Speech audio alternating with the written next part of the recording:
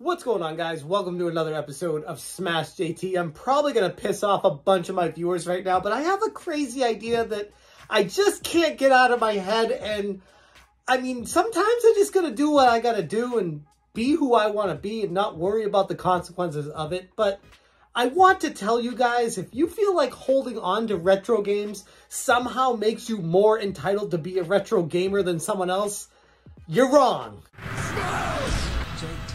If it's your first time to the channel, hit that subscribe button and bell for notifications so you do not miss an upload. And yeah, you probably could tell from the title of this video that I'm considering selling my game collection to buy an Apple Vision Pro.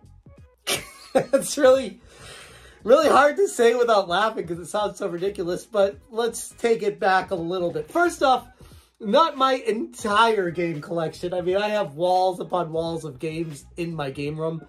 I don't need to sell everything for it, but the more I've been thinking about it, the more I'm like, I don't play these games. And I used to hold on to them as like a reminder of my childhood, but I feel like as I've gotten older, I don't need that anymore. I brought a few of them over here to just show you guys. Like, I did some price charting before I did this, and I'm like, man, I really wouldn't even have to sell that many games to get up to $3,500. But then when you consider the tax on this thing, if I'm not flying to Oregon or New Hampshire, that it's going to cost closer to $4,200. I don't know how many games I'm going to have to sell, what I'm going to have to do this, but I am determined to get an Apple Vision Pro. I am one of the few people that was so blown away by this thing that I'm like, okay, to me, I think that might be worth $3,500. So let's go through these. Chrono Trigger. Did a quick price chart on it. Currently, it's going for about $200 loose, which is insane to me. I've had that for a very long time, and it's literally been just sitting there collecting dust forever. I don't know if I'd let go of Secret of Mana. This is one of my all-time favorite games. So is Chrono Trigger, but this one's really special to me. That would be tough. That one's about 100, 150, depending. Legend of Zelda: Link to the Past, that one's about 50 or 60 bucks.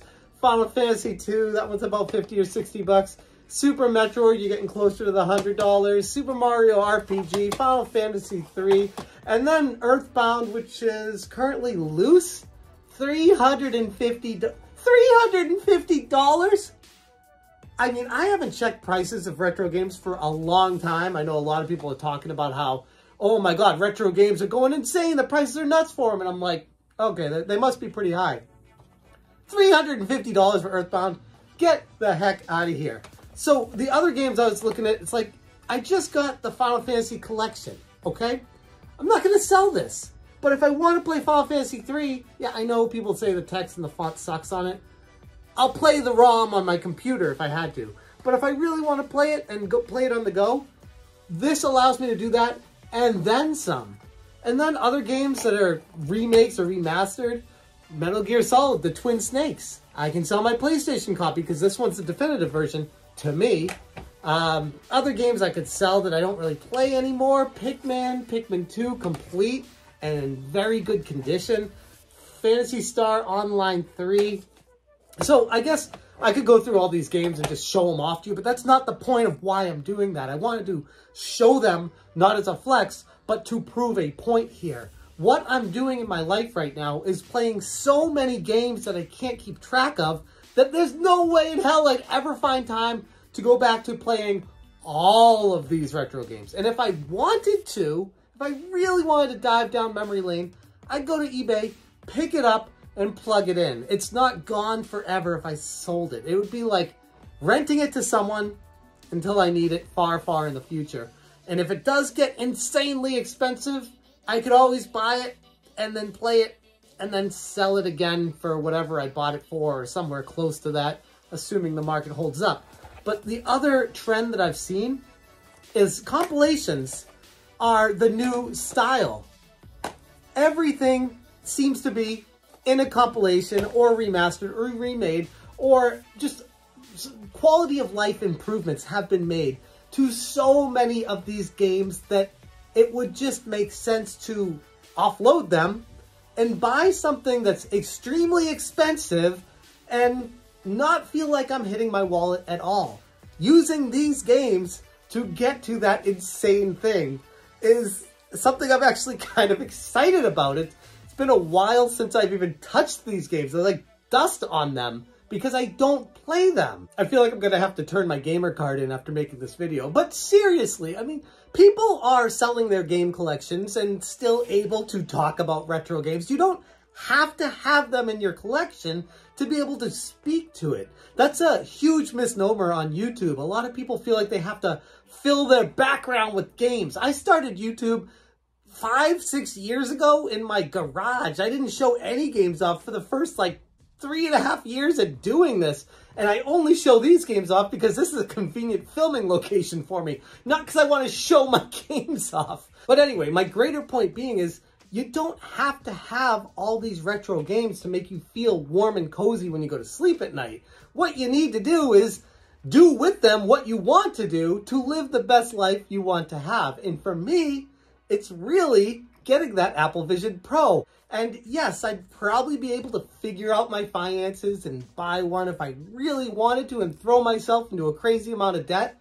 But ultimately, why do that? Right now, I have the opportunity to sell these games and make that money and get the Apple Vision Pro. But maybe I'm looking at this a little bit different than the average retro collector out there, where I know there are some people that will admit or won't admit, but it's the truth at the end of the day, that they look at their retro game collection as their retirement. And that is what makes them feel safe. When I'd argue, if everyone thinks their retro game collection is their retirement, there's going to be a huge crash in the retro game value if everyone starts selling them all at the same time with the supply and demand situation. So what I would focus on more is living the best life you can on your journey to getting there, instead of waiting for the end of your life and being like, okay, I guess I'll sell all these games now or pass them down to my kids that don't give a damn about them. No! Do something with them now to have fun with your life now. That's the way I'm looking at it, at least. Am I crazy? I don't know. This is what I'm thinking. And no, like I said, I'm not going to sell all my games. I'm going to pick and choose the ones that I can live without, or that I have in a separate compilation where the game already exists somewhere else in my collection, where if I'm feeling the itch to play it, guess what? I bought it in a compilation for that sole purpose of being able to play it more conveniently with quality of life improvements. Where these old games, yes, they're great for the nostalgia, but that's where it begins and ends. There's no save states. There's no HDMI ports. There's no better way and visual to see it. Like, no, it's just retro, and it kind of looks rough on modern TVs anyways. And I don't have a CRT TV or whatever they are. I have the newer ones, the flat screens. And these games don't look that great on them. And if I wanted to, I'd put them through a filter on a ROM and play them on my computer anyway. So that's where I am with this situation. And I know people are going to knock me for it because they're like, oh, the Apple Vision Pro, first off, you've never used it, you've never tried it, you don't know if it's going to be good or successful, or if Apple's going to charge every monthly fees for all this other stuff. It's true. All of that is true. But still, I'd be getting more use out of an item than what these games are giving me use for now. And at the end of the day, I feel like that's how I could justify doing what I want to do. I figured I'd just throw my laundry out there to you guys and just let you know where I'm at with the situation, because this is what I'm thinking right now. Let me know in the comments what you would do if you sold your games for $3,500. Would you put it towards a new car? Would you buy an Apple Vision Pro? Would you just keep the games sitting around and not sell them? I'd love to know what you guys are thinking. Let me know in the comments below. I'm going to leave it there. Thank you so much for watching. And as always, you stay smashing. Smash, change,